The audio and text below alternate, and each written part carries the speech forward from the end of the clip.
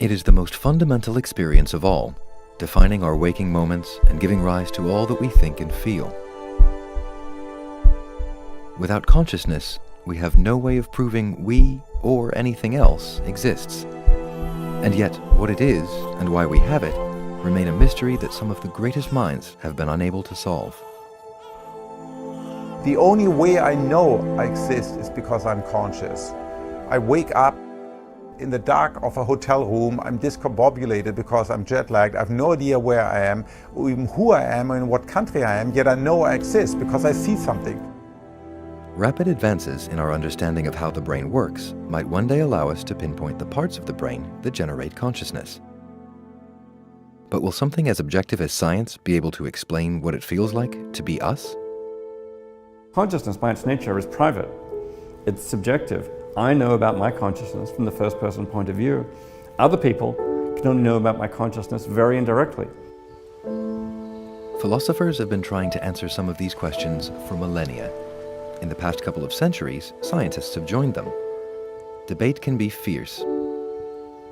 In fact, some scholars reckon the puzzle of consciousness is something the human mind is incapable of solving. I think that's not just wrong, I think it's culpably wrong. It isn't impossible at all. It's just that we have to buckle down and do it.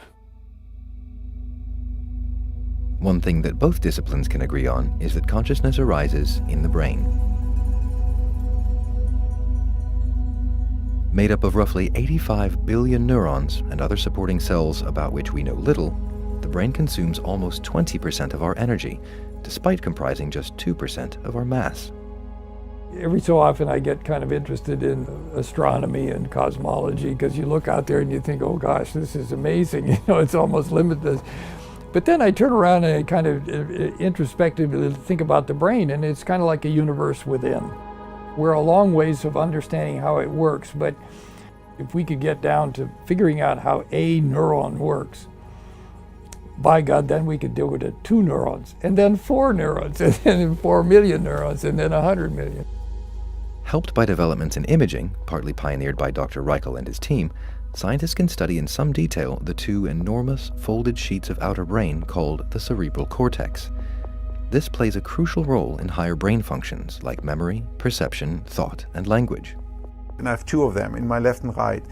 And it's part of this sheet that gives rise to consciousness. This sheet also gives rise to intelligence and reasoning and all the other things that we hold dear about the human brain and the human mind. Christoph Koch wants to come up with a satisfactory scientific theory of consciousness before he dies. Science wants to explain everything. If science fails to explain the central fact of my existence, I would say then it's a failure. In order to gain a better understanding of how parts of the brain work, scientists often look at bits of it that are broken. There is a little part of the brain called the cerebellum, which is at the back of my brain. If I lose it, I will be unable to, let's say, to dance or be a rock climber, and I have difficulty moving. My speech becomes slurred, but my consciousness will not be impaired.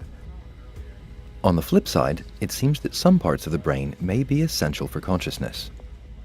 Identifying these so-called neural correlates of consciousness would help pin down what is happening.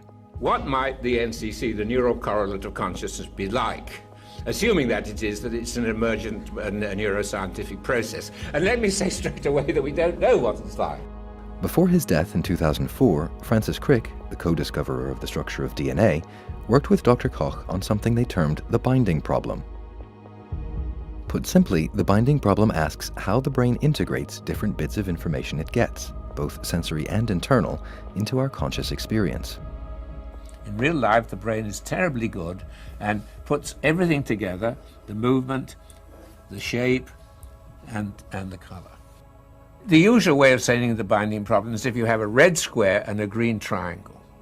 How is it that you don't see it as get the colors mixed up with the shapes? That's basically the problem. Because our experience of consciousness is derived from the data we get from lots of different systems, the visual and motor being just 2, the 2 men looked at a part of the brain that is connected to all these regions. They were especially interested in the claustrum, a thin sheet of nerve cells that sits at the bottom of the cerebral cortex in each hemisphere of the brain. Because testing the colostrum in a live human brain is invasive and risky, no formal experiments have been done. But one happened accidentally last year when a neurologist trying to understand the source of his patient's epilepsy implanted electrodes near her claustra. When he switched the current on, she lost consciousness. As soon as he switched it off, she regained it. No one knows why we have consciousness. It's one of the big mysteries. Why did evolution bother putting consciousness in? How did evolution put consciousness in? Why couldn't we have done everything that we do with a set of objective mechanisms and no first-person subjective experience of the world? It's one of the biggest questions in philosophy and science. Just as the processes of consciousness remain a mystery, so does its purpose. Is it a high-level summary the brain generates to help us plan for what comes next? A clever way of designing our brains to make us more adept at being social? Neither? Both? One evolutionary explanation for why we have consciousness suggests that an animal capable of modeling the behavior of another can anticipate it to its advantage. The surprising thing is that so few animals actually have this ability. Humans have it. So I have a very good idea of what you're going to do and when you're going to do it and why you're going to do it. And children starting at maybe around 3 years old get that. Janet Metcalf studies something called the theory of mind. Theory of mind is actually a misnomer.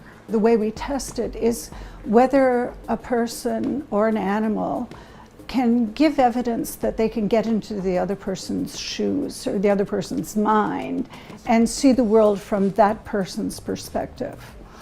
Now, the test of it is often not just can you see from the viewpoint of the other person, but could you see that someone has a different viewpoint from your own?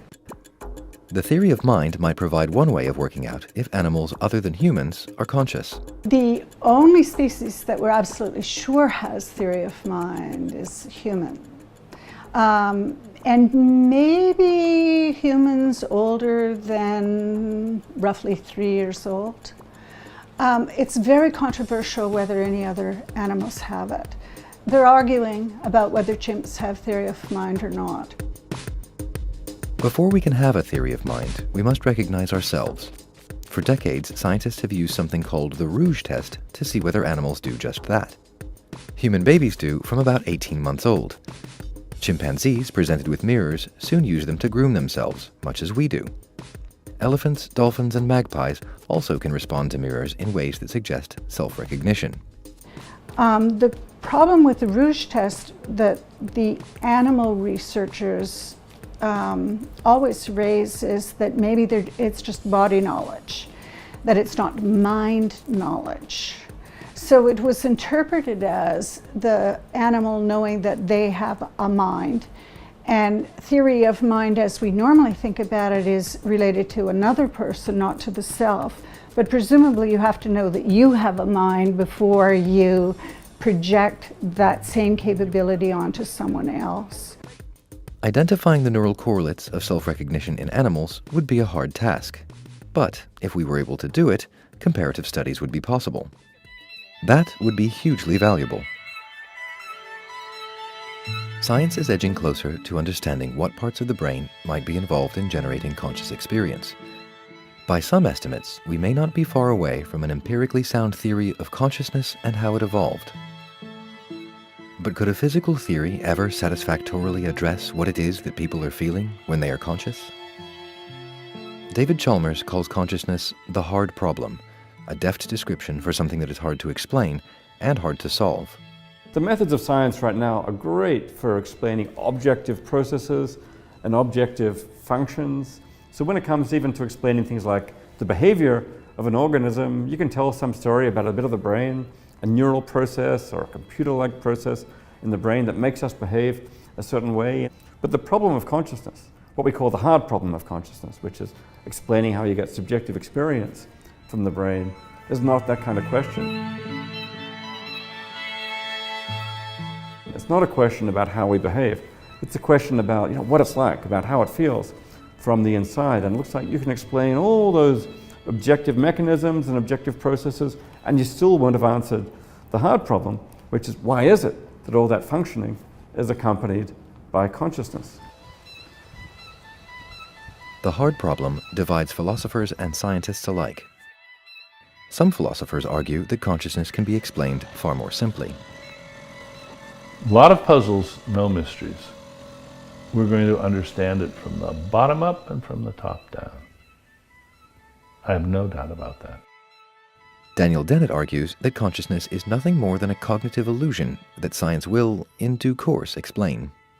Our brains have been designed by evolution and then redesigned by cultural evolution to give us a user-friendly system of things in the world that we deal with. So the user-friendly world that we live in, the manifest image, is a sort of friendly user illusion in the same way that the desktop of your laptop is a user illusion. It simplifies and it distorts in helpful ways for most purposes. If you really want to know what's going on, you have to go backstage. And the same thing is true about the brain and consciousness. Until recently, we didn't have very good tools for doing it. The brain was just off limits as distant galaxies. We're now developing the tools for non-invasively studying the brain, and we're now developing the computational ideas and models so that we can understand how a brain can non-miraculously deal with information and refine it and uncover the semantics of the world outside and inside. So we now have the toolkit, and it's taken this long to develop it. Now we just have to use the tools. Perhaps. But for the time being, the puzzle of consciousness continues to pose more questions than it does answers. Yet another philosopher, Protagoras of Abdera, proclaimed that man is the measure of all things. Until the problem of consciousness is solved, though, that might better be phrased, the measure of all things but himself.